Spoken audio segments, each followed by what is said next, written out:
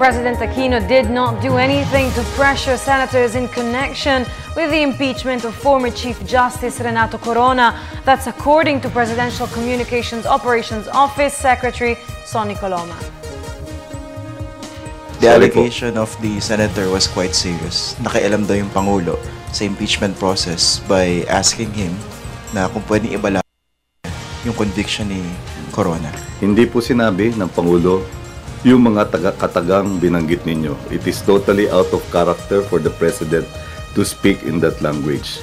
Hindi po nakikialam ang Pangulo.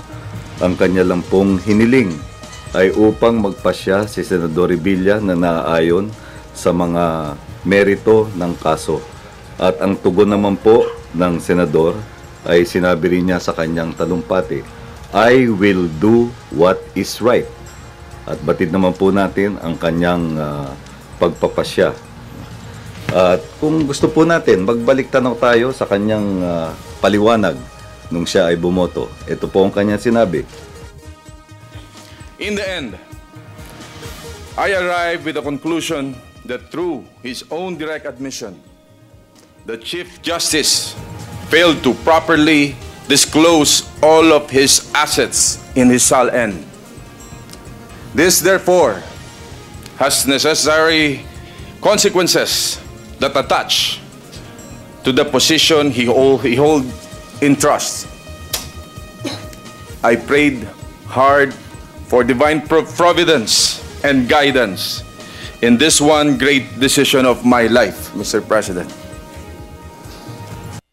Napakahirap man, alang-alang sa pagkakaisa at paghilom ng ating bayan, alang-alang sa pagpapatibay ng mga institusyon ng ating pamahalaan, alang-alang sa mga darating pang henerasyon at ang ating kinabukasan, I find Chief Justice Renato C. Corona guilty.